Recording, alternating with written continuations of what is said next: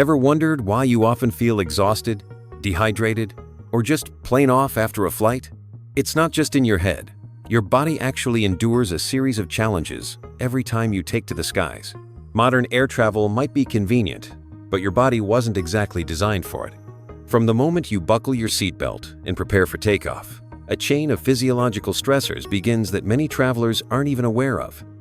Let's start with the air you're breathing, or rather, the lack of moisture in it. Airplane cabins are notorious for their low humidity levels, often dipping below 20%. For context, the average home sits comfortably around 40 to 60%.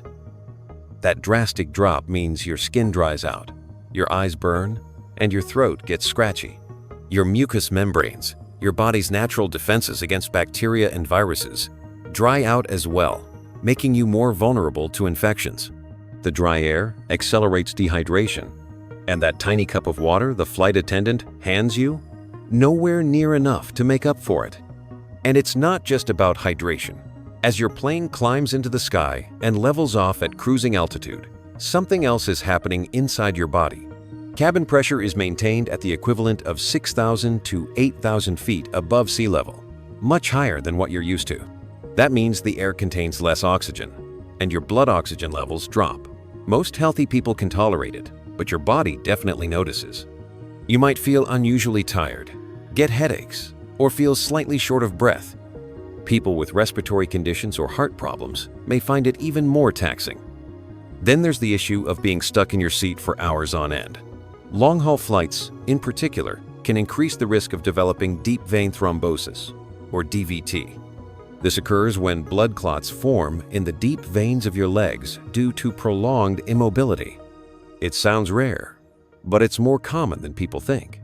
And it can be deadly if a clot breaks free and travels to your lungs. That's why it's always a good idea to stand up, stretch, or walk around when you can, even if you feel fine. Flying also puts you in contact with radiation levels you'd never encounter on the ground. At 35,000 feet, you're above much of the Earth's protective atmosphere, meaning you're getting exposed to cosmic radiation. It's a tiny dose during a single flight, but for pilots, flight attendants, and frequent flyers, that exposure adds up over time. Studies have shown elevated rates of certain cancers among airline crews, and radiation is believed to be a contributing factor.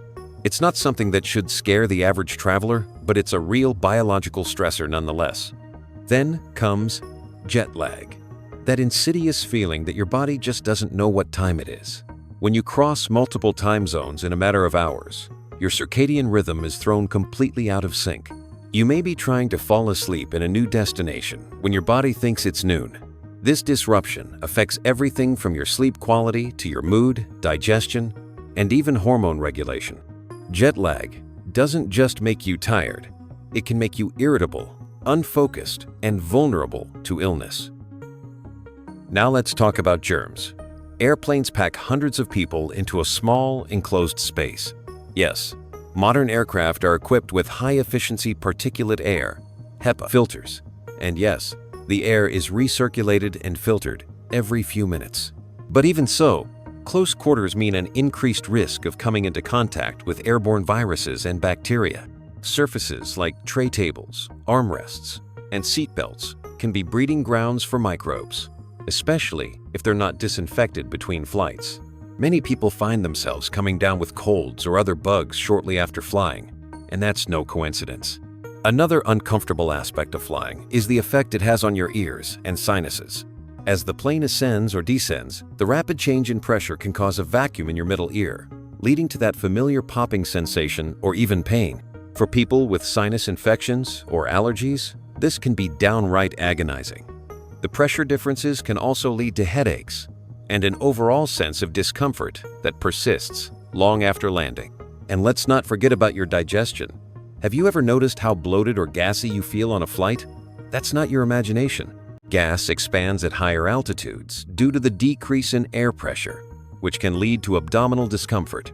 Pair that with processed airline meals, a lack of movement, and dehydration, and your digestive system ends up feeling like it's been through a war zone. It's one of those unpleasant effects few people talk about, but most have experienced. Even your taste buds aren't safe in the sky. The dry air and lower cabin pressure can dull your sense of taste and smell by up to 30%. That's one reason why airplane food is often heavily salted or seasoned. Otherwise, it might taste like cardboard. But this also leads people to consume more sodium than they normally would, which can contribute to dehydration and bloating. Everything is connected. Another sneaky side effect? Your immune system takes a hit. Studies have shown that high-altitude conditions and stress associated with travel can suppress immune function, making you more susceptible to infections. Combine that with jet lag, poor sleep, and exposure to unfamiliar pathogens, and you've got a recipe for getting sick just as your vacation begins. Let's also consider mental fatigue. Travel itself is exhausting. You're navigating airports, dealing with security lines, adjusting to time changes, and often running on less sleep than usual. All of this puts cognitive strain on your brain, and being confined to a tight seat with limited sensory stimulation only makes it worse. You might notice yourself zoning out more, struggling to concentrate, or just feeling mentally foggy for hours after landing. Then there's the stress.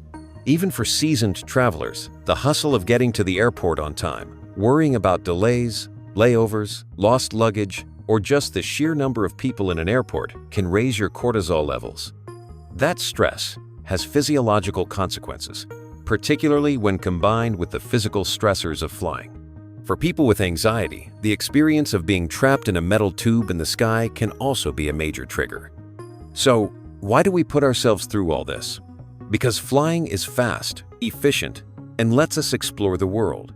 But it's clear that your body pays a price for that convenience. The good news is, there are ways to make flying a little easier on your system. Drink plenty of water before and during your flight. Avoid alcohol and caffeine, and try to move around the cabin every hour or so. Consider wearing compression socks on long-haul flights to reduce your risk of DVT. Use nasal sprays or saline mists to keep your airways moist. And bring your own disinfecting wipes for your seat area. Noise-canceling headphones, sleep masks, and neck pillows can help improve your rest and reduce stress. If you're crossing time zones, try adjusting your sleep schedule a few days before your flight to better align with your destination's time. Once on the ground, get exposure to natural light to help reset your internal clock. Melatonin supplements may also help with sleep, but consult a healthcare provider before using them regularly. Ultimately, air travel is here to stay, and for most people, the health impacts are manageable. But understanding what's happening inside your body and taking a few simple steps to counteract those effects can make all the difference between arriving refreshed or feeling like you've been hit by a truck. So next time you're flying, remember, your body might hate you for it, but with a little preparation, you can make peace with the skies.